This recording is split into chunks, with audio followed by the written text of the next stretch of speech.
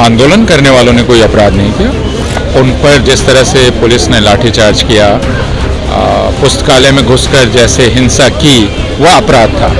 और फिर सीएए के बाद उसने दिल्ली में मुसलमान छात्रों, नौजवानों को गिरफ्तार करके यह कहना चाहा कि हम किसी भी तरह मुसलमानों की आवाज़ को बर्दाश्त नहीं कर सकते। सरकार जनतंत्र को ख़त्म करना चाहती है। साफ दिख रहा है कि हिंदुओं का नाम लेकर मुसलमानों पर हमला किया जा रहा है।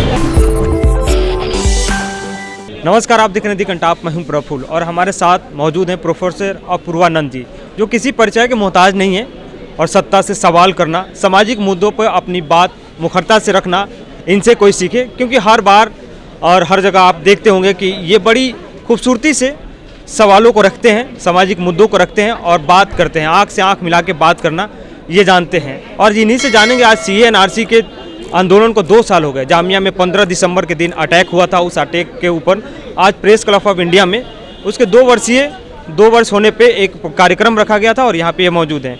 आज 2 वर्ष हो गए और जामिया मिल्लिया इस्लामिया में जो एफआईआर भी हुई थी उसको विड्रॉ कर लिया गया और पुलिस भी अभी तक कई लोगों को जो चार्जशीट में आरोपी बनाकर जेलों के अंदर रखी है, लेकिन कोई एविडेंस नहीं है इसके बारे में। बिल्कुल, इसलिए कि कोई अपराध हुआ नहीं था। अपराध तो यह हुआ था कि जो लोग सीएए के खिलाफ आंदोलन कर रहे थे उन पर जिस तरह से पुलिस ने लाठीचार्ज किया, पुस्तकालय में घुसकर जैसे हिंसा की, वह अपराध था। आंदोलन करने वालों ने कोई अपराध नहीं किया। लेकिन जो आंदोलनकारी थे वो आज सलाखों के अंदर हैं और आंदोलनकारियों में कई लोग सलाखों के अंदर हैं, के पीछे हैं और वह सिर्फ इस सरकार की जो कार्यशैली है और उसकी नीति है उसका परिणाम है, जिसमें वह किसी भी आंदोलन करने वाले को और ख़ासकर मुसलमानों को यह बतलाना चाहती है कि वे अपनी आवाज़ नहीं उठा सकते और अगर अपनी आवाज़ उठाने की कोशिश करेंगे तो उनका यह हश्र होगा। यह भीमा कोरेगांव के मामले में सरकार ने किया, जिसमें वो दलितों को यह कहना चाहती थी, आदिवासियों के अधिकारों के काम करने वालों को कहना चाहती थी। और फिर सीएए के बाद उसने दिल्ली में मुसलमान छात्रों, नौजवानों को गिरफ्तार करके यह कहना चाहा कि हम किसी भी तरह मुसलमानों की आवाज़ को बर्दाश्त नहीं कर सकते।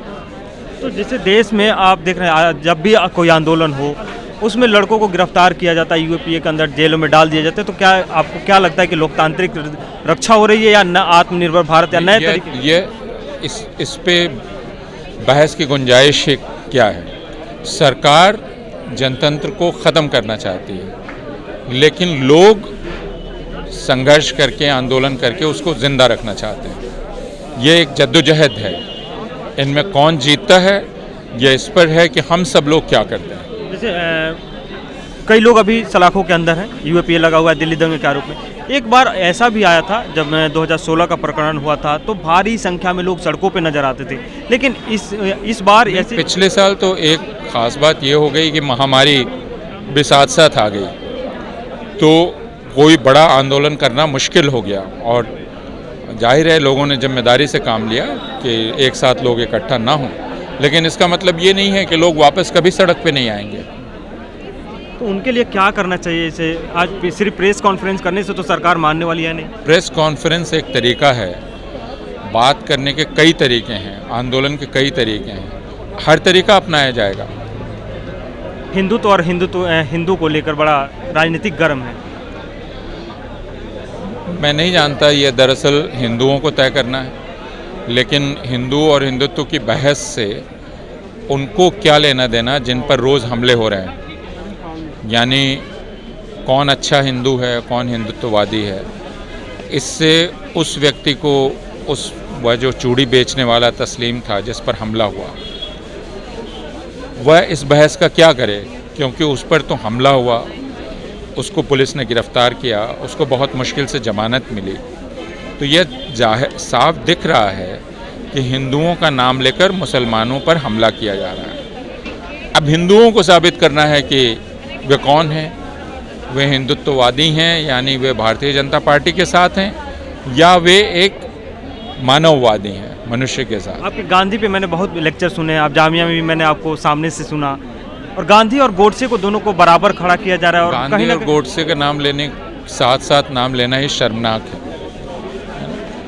क्योंकि गांधी का कद कुछ और है और गोडसे सिर्फ एक हत्यारा है। आखिर गोडसे की खासियत क्या है, उनकी शोहरत का राज क्या है कि उन्होंने गांधी को मारा, यही है ना।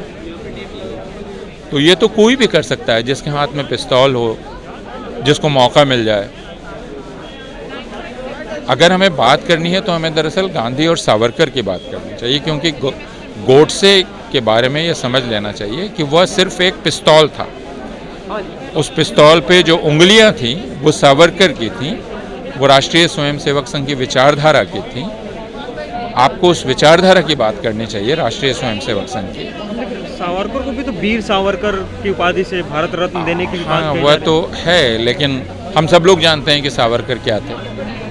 आरएसएस की विचारधारा क्या है अभी और राष्ट्रीय स्वयंसेवक संघ की विचारधारा घृणा पर आधारित विचारधारा है। वह भारतवर्ष में मुसलमानों, ईसाइयों का हक कम मानती है और भारतवर्ष को अपने कब्जे में लेना चाहती है, बस। बहुत बहुत शुक्रिया।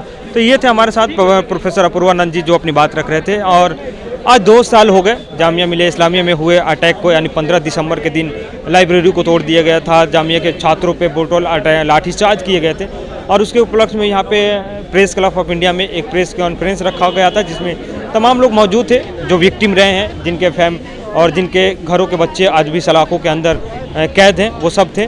खैर देखिए इस सरकार से ये लोग कहाँ तक लड़ते हैं, क्योंकि लोकतांत्रिक रक्षा के लिए ये लोग सड़कों पे हमेशा नज़र आते हैं और अपनी बातें उठाते रहते हैं।